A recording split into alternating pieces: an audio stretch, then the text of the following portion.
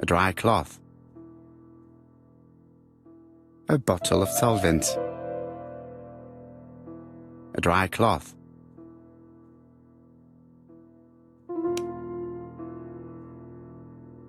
Poor Mr. Poirot.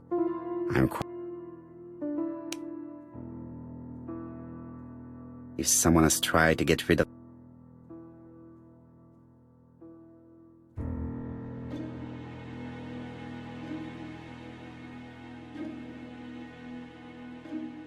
a dry cloth. A dry cloth. All the pages are reconstructed. A dry cloth. A bottle of solvent.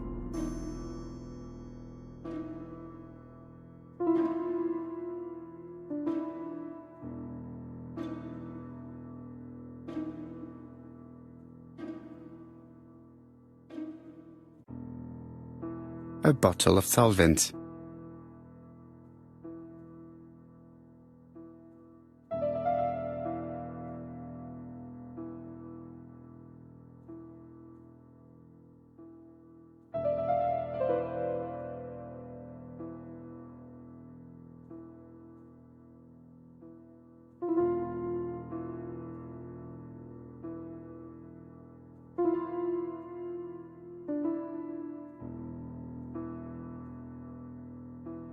A dry cloth.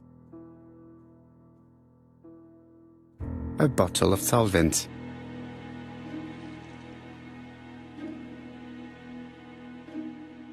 The cloth is now soaked with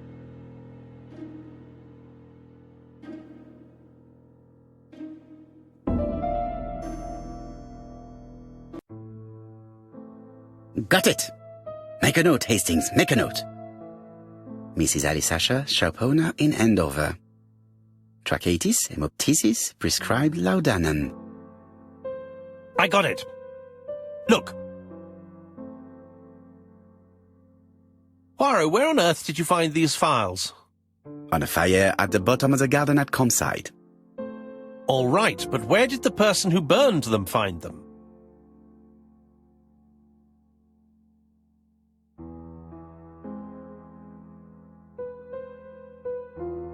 Alice Asher, shopkeeper in Andover. Tracheitis, hemoptysis, chronic cough with loss of blood, prescribed laudanum-based cough medicine. Betty Barnard, waitress in Bexhill. Chronic bronchitis causing dysphonia, advised to stop smoking. Alexander Bonaparte Cust, war wounded, mustard gas and head trauma. Pulmonary emphysema, hemoptysis, coughing fits with blood, suffers from absences and amnesia. Alexander Bonaparte Cust. Dick Dudley Dunbar, owner of the Black Swan Hotel in Doncaster. Asthmatic, heart disease, heart condition. Let us now try and get our brain cells to work.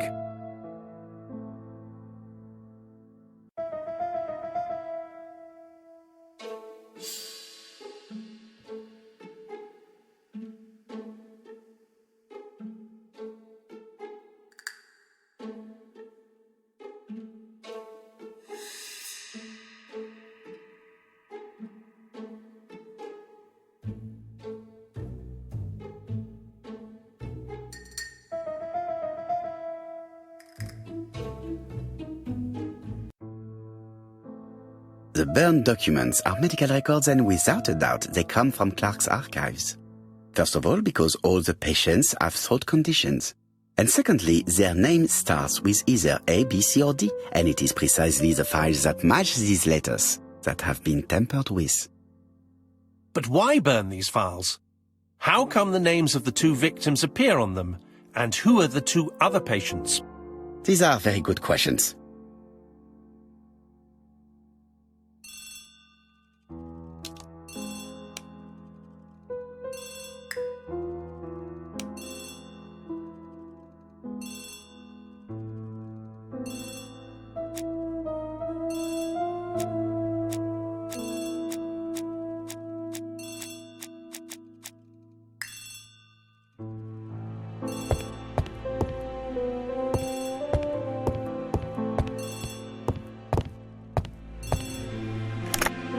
Hello, Poirot? Any news, Chief Inspector? You wanted a stocking seller? We have one. Reported by his landlady who thought he was behaving suspiciously. He has the most unbelievable name.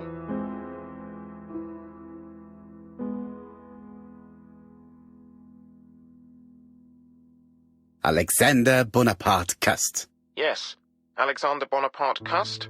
How did you guess? Poirot, you have magical powers. It's a serious lead. I called Doncaster.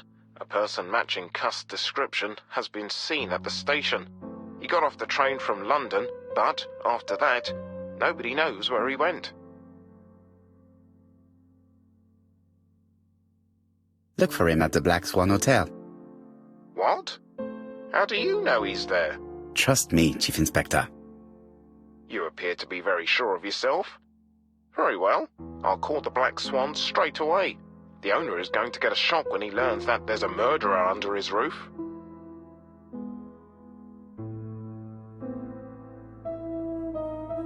Chief Inspector, I would rather call myself. As you wish. Please go ahead. Hello, the Black Swan. Hercule Poirot here. May I speak to the owner? Speaking. Dick Dudley Dunbar. How can I help you? Is there Mr. Cust among your guests? He arrived today. Shall I call him for you? No, it is you I wish to speak with. But who is this Cust? Have you heard about the ABC case? Oh, yes. I must say I'm not all that reassured. What with my name starting with D and all that. You're in danger. Beware of your guest. Do you think that Cust might be dangerous? Oh, I do hope you're wrong. He seems so harmless, you know. Oh, yes, completely harmless.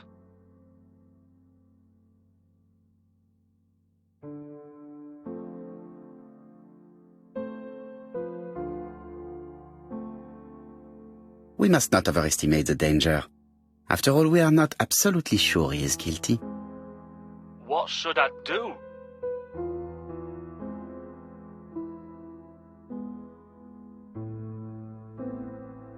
Watch him.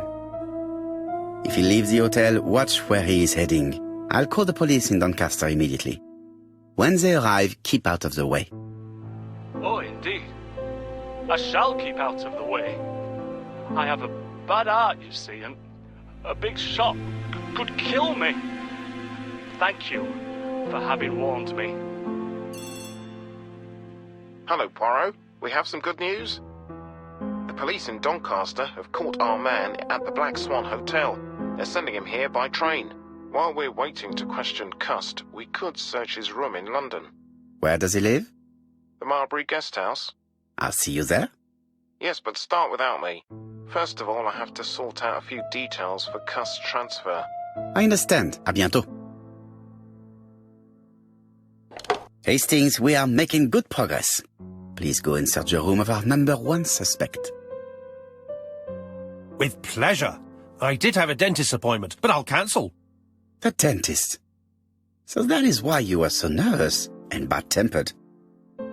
A visit to the dentist is never an enjoyable prospect. But an unavoidable one. Go to your appointment, Hastings. I will manage on my own.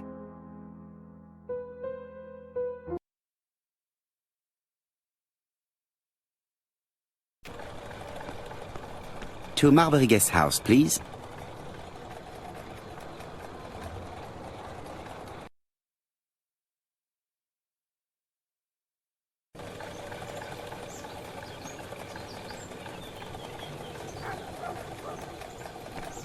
Marbury. There is a very pretty village by this name, in Cheshire.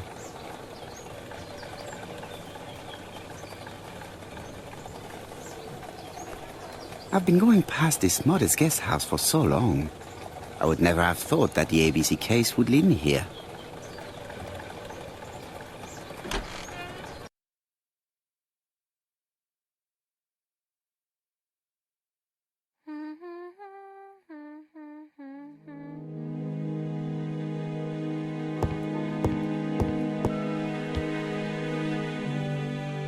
How do you do? You must be Mr. Hercule Poirot. Chief Inspector Japp told me that you might be coming.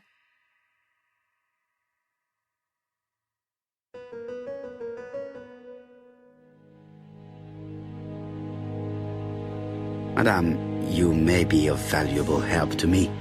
It would be my pleasure to help you. Will there be some journalists there as well?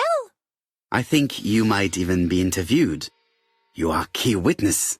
I've suspected him for some time, but he appeared so harmless. Oh yes, sometimes he got angry and waved his arms about. But even then, he wasn't frightening. And he was as gentle as a lamb again immediately afterwards. It was only this morning that I understood. He told me he was going to Cheltenham, but my daughter saw him at Euston Station. It's not the right station.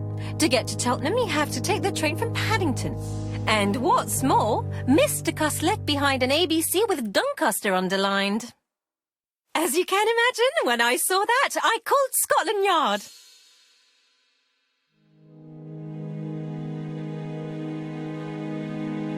One moment, please.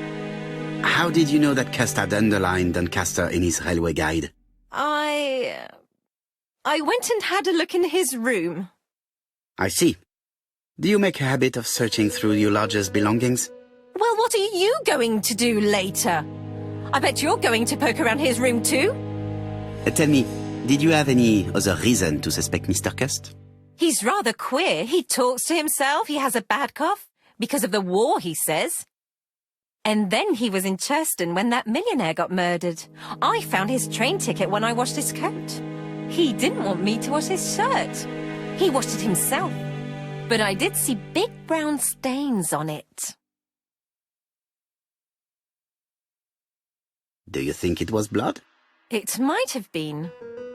Cuss used to travel for his work. Is that correct? Yes, although he was well on trains. Do you know where Cuss was at the time of the murder in Andover and Bexhill? On June the 21st and July the 25th? No idea. But surely you keep a register. It won't do you much good. Mr. Cuss rents his room for the year. If he goes away for a few days, I have no reason to make a note of it. Ah, I remember one thing. Bexhill by the sea, right? Indeed, it is a large seaside resort. Well, as it happens, at the start of July, Mr. Cuss asked me to repair his bathing dress. Suspicious, huh? Very interesting. Please continue.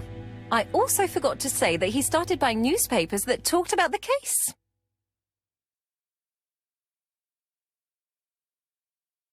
Which newspapers? The evening ones and the daily ones. That will be all for now. I'm going to take a look at his room. Take the key on the counter.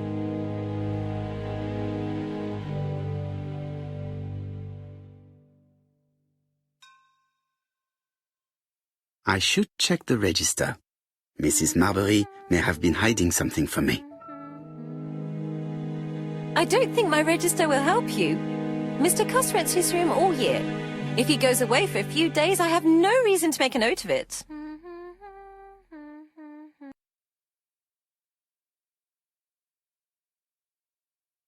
The truth is becoming apparent, and I have something to say to Mrs. Marbury.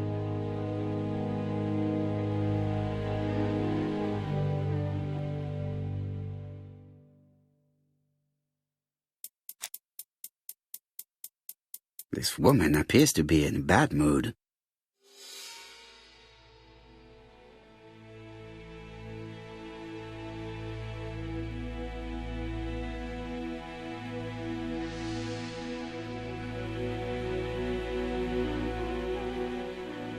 Mrs. Marbury is taking out her bad mood on the evening meal's potato.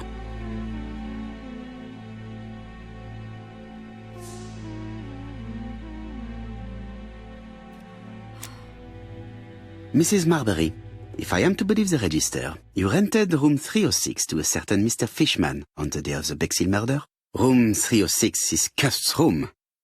Can you explain yourself? If I did, it was because Mr. Cuss wasn't here. What about it?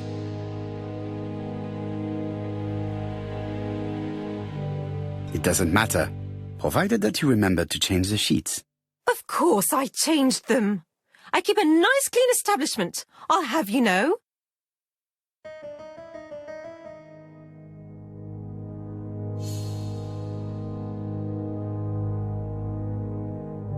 It looks like I've found the real master of this house.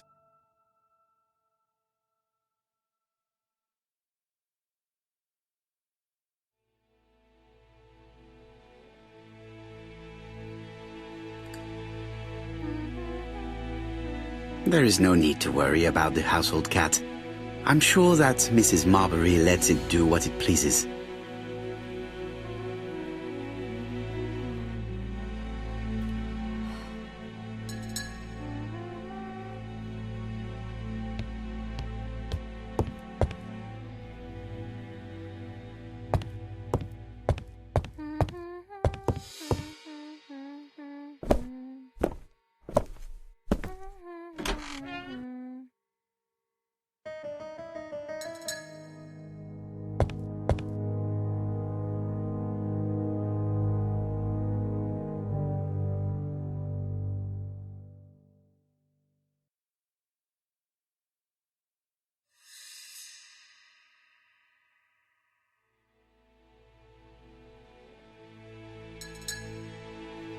Laudanum Cameron's Chemists.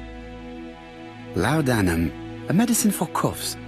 It is what Dr. Clark prescribed for Mrs. Asher. This subject would probably be useful to me.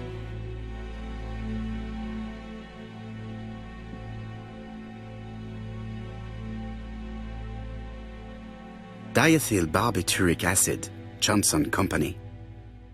I know this medicine. It is a powerful sedative. This subject would probably be useful to me.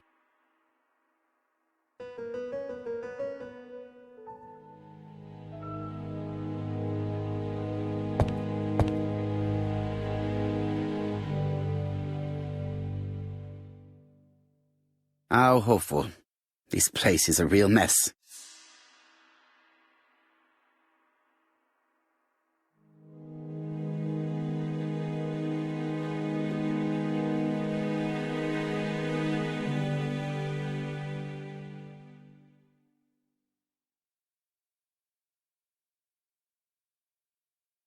The least we can say that Mr. Cust is not very concerned about order and balance.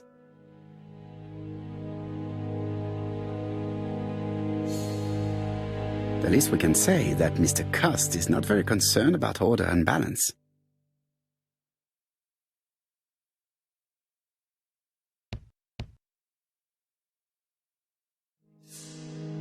Did Cust drop it when he opened the window? Or was it Mrs. Marbury while she was cleaning?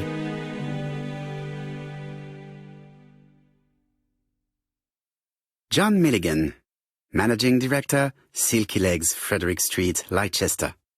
To A.B. Cust, Marbury's Guest House, 1935, May the 21st. Dear Sir, further to our letters dated 5th and 10th of the month, we confirm we are you as door-to-door salesman, according to the conditions stated in our previous letters. We will send you the articles by mail and also a Redfield typewriter you will be using for every business letter. Regarding the schedule of your rounds, please do as following. June 21, Andover. Arrive by train the 20th in the evening and get a room at Station Hotel. Start your turn in the north part of the town. This letter establishes that Cust went to Andover, but the ink has hidden the destinations of his other trips.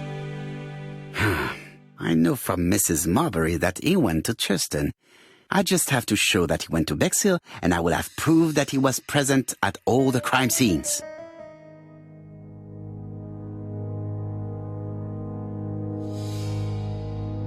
I have to get the ribbon. How am I going to do it?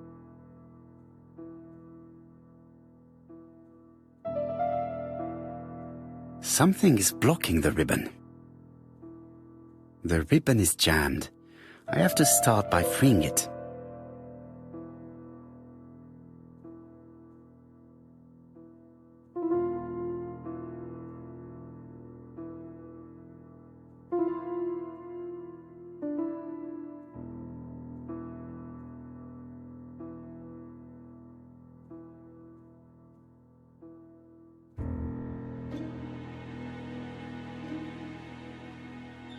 The right-hand reel has been removed.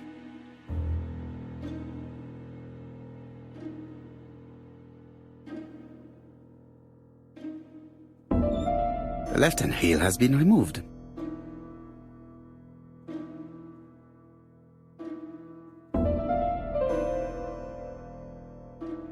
Something is blocking the ribbon.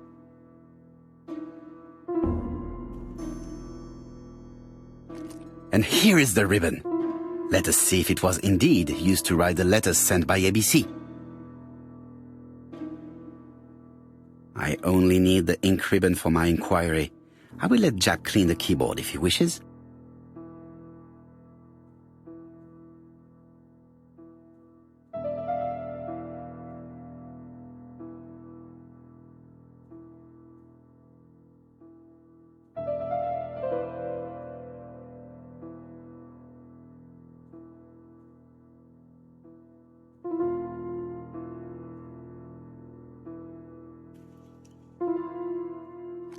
And here is the ribbon.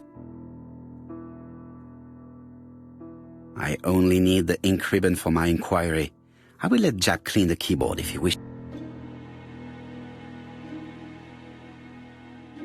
All the letters announcing the murders were written on Cust's typewriter. It's an ABC.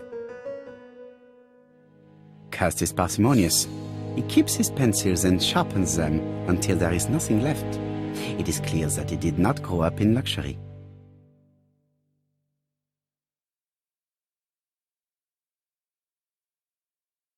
A long-bladed knife. A murderer's weapon. This object will probably be useful to me.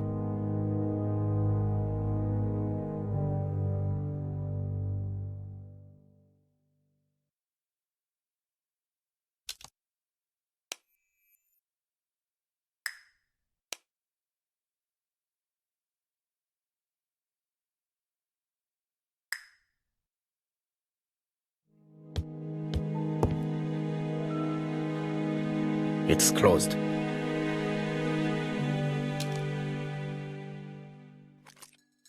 This knife is very useful. Who knows, maybe it never cut anything other than string. Stockings. ABC guys, enough to sign about a dozen murders.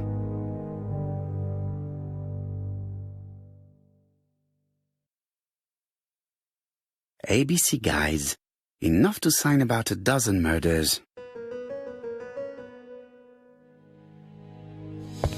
War of 1914-1918. By the King's order, the name of Corporal A.B. Cust, Devonshire Regiment, was published on the London Gazette on May the 10th, 1918, as mentioned in a dispatch for gallant and distinguished service. An army dispatch, wounded on the Somme front, victim of a gas attack, Corporal Cust greatly deserves his distinction.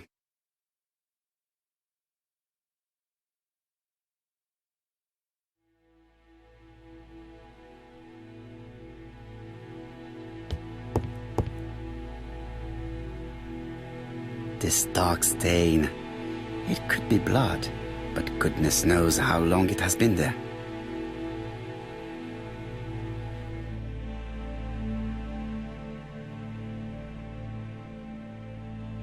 Trousers, white shirts, everything has been washed very well. The Bexhill Daily paper, dated from the day of the Bexhill murder. Most probably the bathing dress repaired by Mrs. Marbury's expert hands. All the main articles referring to the ABC case are here, from the Churston murder onwards. Nothing before that date. Let us now try and get our brain cells to work.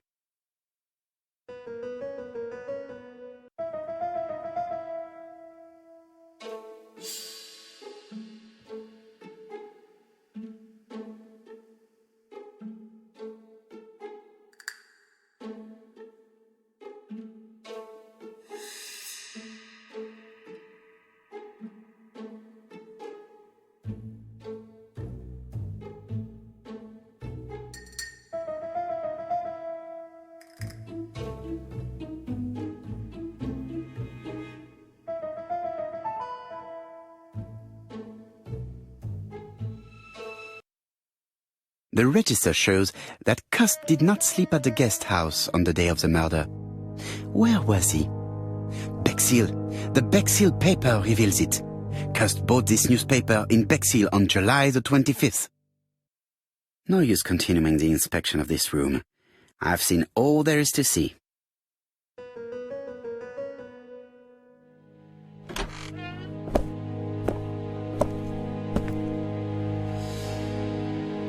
Goodbye, Mrs. Marbury. Thank you for your help. I look forward to seeing you again, Mr. Poirot. Ah, Chief Inspector. I was about to leave. Good evening, Chief Inspector. Welcome. Please excuse me, I must go to the kitchen. I'll leave the key of Mr. Cust on the counter. I'm sorry I'm late. I've spent ages with the Doncaster police. And you? I have established one fact. On 3 occasions, Cust was at the scene on the day of the crimes.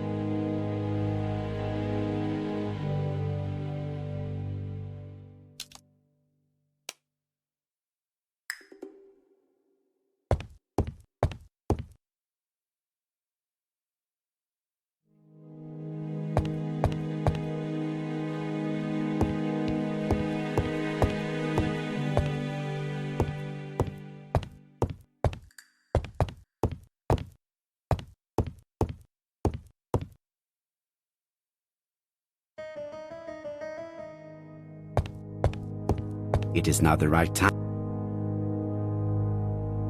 I had best talk to Jab. I've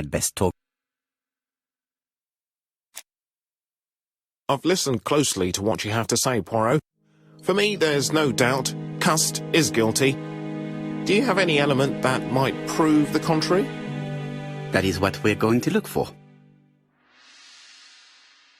Let us now try and get our brain cells to work.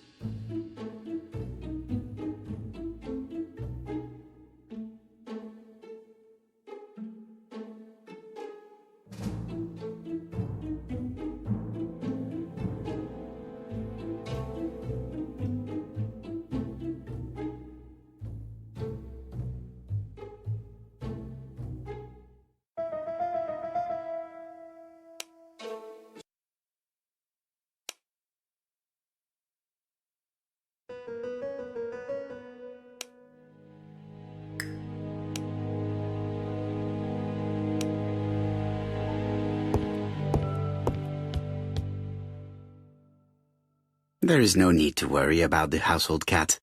I'm sure that Mrs. Marbury lets it do what it pleases.